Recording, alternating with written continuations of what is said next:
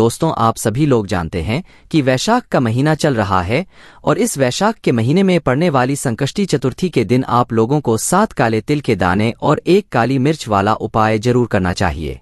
दोस्तों, एक बार फिर से संकष्टी चतुर्थी का बहुत ही पवित्र दिन आने वाला है। पूज्य गुरुजी कहते हैं कि आपको सिर्फ 7 काले तिल के दाने और 1 काली मिर्च से ये बहुत ही अचूक उपाय करना है।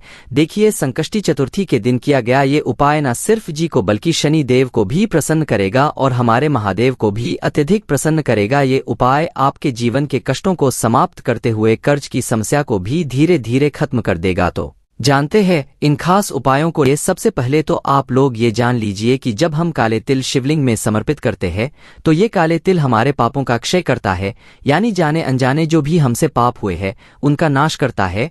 और साथ ही साथ अगर कर्ज की वजह से हमारे जीवन में बहुत दिक्कत चल रही है, बहुत परेशानी चल रही है, तो उससे भी हमें बहुत ही जल्द मुक्ति मिलती है। अब देखिए, इस उपाय के लिए को सबसे पहले जरूरत पड़ेगी 7 काले तिल के दानों की। आपको पहले भी बताया गया है कि शिवलिंग में सिर्फ काले तिल के दाने ही समर्पित करने होते हैं। सफेद तिल भगवान विष्णु में समर्पित किए जाते हैं, इसलिए आपको सिर्फ 7 काले तिल के दाने ले लेने हैं। फिर इसके बाद आपको ले लेना है 1 काली मिर्च और साथ ही साथ आपको एक तांबे के पात्र में या स्टील के पात्र में जल ले लेना है। देखिए, गुरुजी कहते हैं कि आप लोग शिवलिंग में अगर रोज काले तिल ना समर्पित कर पाएं तो कोई समस्या नहीं, लेकिन एक काम जरूर किया करें कि शनिवार के शनिवार शिवलिंग के ऊपर थोड़े काले तिल जरूर समर्पित किया करें। अगर आप सिर्फ प्रत्येक शनिवार को काले तिल शिवलिंग के ऊपर समर्पित कर रहे हैं तो आपके जीवन से बहुत सारी बाधाएं तो ऐसे ही समाप्त होना शुरू हो जाएंगी। अब देखिए, आपको 7 काले तिल, 1 काली मिर्च और 1 लोटा जल लेकर पहुंच जाना है शिवालय। शिवालय पहुंचकर उत्तर दिशा की तरफ मुख करके आपको बैठ जाना है। अब उत्तर दिशा की तरफ मुख करके कैसे बैठेंगे? तो देखिए, आप दक्षिण दिशा में बैठ और उत्तर की तरफ मुख कर लीजिए। गुरुजी ने अपने शिव महापुराण की कथा में बताया कि अगर आप दक्षिण दिशा में बैठकर उत्तर की तरफ मुख करके शिवलिंग की पूजा अर्चना करते हैं तो आपकी जो मनोकामना महीने भर में पूरी होने वाली होती है वो मात्र दक्षिण दिशा में बैठकर पूजन करने से 15 दिन में ही पूरी हो जाती है। इसलिए इस दिशा का बहुत ही ज्यादा महत्व है। लेकिन इसी के साथ पूज्य गुरुजी कहते हैं कि अगर शिवालय में भीड़ है तो फिर दिशाओं का कोई महत्व नहीं रहता है। फिर आप ऐसी स्थिति में दिशा में बैठकर पूजा कर सकते हैं। अब आपको शिवलिंग के सामने बैठकर 7 काले तिल के दानों में से एक एक काले तिल का दाना उसी 1 लोटे जल में डालते जाना है। सबसे पहले 1 काले तिल का दाना डालिए और श्री शिवाय या नमः शिवाय बोलिए। फिर दूसरे काले तिल का दाना डालिए और नमः शिवाय या श्री शिवाय नमः बोलिए। ऐसे करते करते आप 7 काले तिल के दानों को उस जल में डाल देंगे। लेकिन ये कार्य आपको शिवलिंग के सामने ही करना है। अब ये जल ने 7 काले तिल डालकर तैयार किया है, इसको धीरे धीरे शिवलिंग के ऊपर समर्पित कर देना है। लेकिन ध्यान रखिएगा कि जल समर्पित करते समय आपको लगातार श्री शिवाय नमस्ते ब्रह्मा मंत्र का जाप करते रहना है। जल समर्पित करने के बाद बाबा से अपने जीवन में चल रही समस्या को दूर करने के लिए प्रार्थना करनी है। आपके जीवन में जो भी कर्ज की समस्या चल रही है उसको दूर करने के लिए बाबा से निवेदन करना है। अब देखिए, ये जल में पड़े हुए काले तिल जब आप शनिवार के दिन शिवलिंग में इस विधि से समर्पित करते हैं तो इससे हमारे महादेव तो प्रसन्न होते ही हैं और साथ ही साथ शनि देव भी प्रसन्न होते हैं, जिससे हमारे जीवन में जो भी कर्ज को लेकर समस्या चल रही है उससे हमें धीरे धीरे छुटकारा मिलना शुरू हो जाता है।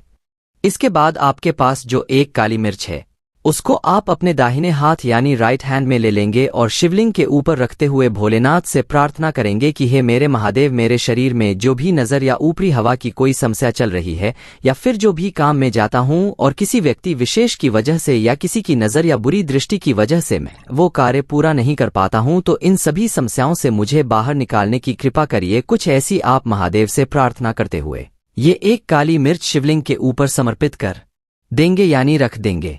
पूज्य गुरुजी ने कहा कि आप ये उपाय सुबह से लेकर रात तक किसी भी समय कर सकते हैं। आपके पास जब भी समय हो तब आप शिवालय जाकर ये उपाय कर सकते हैं। गुरुजी ने कहा कि कर्जा मुक्ति के लिए ये उपाय किसी भी शनिवार को कर सकते हैं। अगर आप कर्जे की समस्या से बहुत ज्यादा परेशान हैं तो फिर आप 5 शनिवार लगातार इस उपाय को कर सकते हैं। इसी के साथ पूज्य गुरुजी ने एक बहुत ही विशेष बात बताई। गुरुजी ने कहा कि जब भी आप लोग शिवलिंग की पूजा करने शिवालय जाते हैं तो आपको हमेशा ये ध्यान रखना चाहिए कि हम सिर्फ भगवान शंकर की ही नहीं बल्कि भगवान शंकर के साथ साथ भगवान गणेश की, श्री कार्तिकेय की, माता पार्वती की और इसी के साथ साथ समस्त देवी देवताओं की भी पूजा करते हैं, क्योंकि सब शिवलिंग में ही विराजमान होते हैं, शिवलिंग के ही आसपास इनका स्थान होता है। इसलिए आप जब भी शिवलिंग में जल समर्पित करने जाएं तो आपके मन में यही भाव होना चाहिए कि आप समस्त देवी देवताओं की पूजा कर रहे हैं।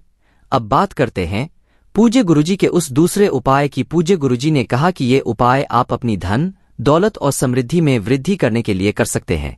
यानी अगर आपके जीवन में धन की कमी की वजह से बहुत सारी समस्याएं चल रही हैं तो आप इन समस्याओं को दूर करने के लिए ये उपाय करें। या फिर अगर आपका बच्चा पढ़ने में कमजोर है, उसकी बुद्धि का विकास पूर्ण रूप से नहीं हो पाया है, वो याद किया हुआ बहुत ही जल्दी भूल जाता है, तो ऐसे बच्चों के लिए माता पिता में से कोई भी ये उपाय कर सकता है।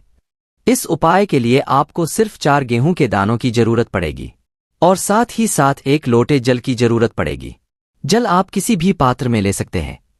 अगर आपके पास तांबे का पात्र है तो उसमें ले सकते हैं, नहीं तो स्टील या अन्य किसी भी धातु के पात्र में आप जल ले सकते हैं। अब ये दोनों सामग्री लेने के बाद आपको पहुंच जाना है शिवालय। देखिए, आप लोग 4 गेहूं के दाने जल में नहीं डालेंगे, गेहूं आपको अलग से ही ले जाना है। अब आपके पास जो 1 लोटा जल है उसको शिवलिंग में धीरे धीरे समर्पित कर देना है। लेकिन समर्पित कैसे करना है तो देखिए, सबसे पहले शिवलिंग में जो श्री गणेश जी का स्थान होता है वहां पर थोड़ा सा जल आपको समर्पित कर देना है। फिर इसके बाद श्री कार्तिकेय जी का जो स्थान होता है वहां पर थोड़ा जल समर्पित कर देंगे। फिर माता अशोक सुंदरी वाले स्थान पर थोड़ा सा जल समर्पित कर देंगे और फिर माता पार्वती के हस्तकमल पर थोड़ा सा जल समर्पित करने के बाद जो जल बचा है वो पूरा का पूरा जल शिवलिंग के ऊपर समर्पित कर देंगे। फिर सबसे आखिर में थोड़ा सा जल नंदी महाराज के ऊपर समर्पित कर देंगे। अब आपके पास 4 गेहूं के दाने बचे हैं। आपको इन 4 गेहूं के दानों को ऐसे सूखा समर्पित नहीं करना है, बल्कि इन्हें पहले से ही थोड़े से पानी से गीला कर लेना है। अब ये गीले किए हुए 4 गेहूं के दाने आपको श्री गणेश जी वाले स्थान पर समर्पित कर देना है, रख देना है।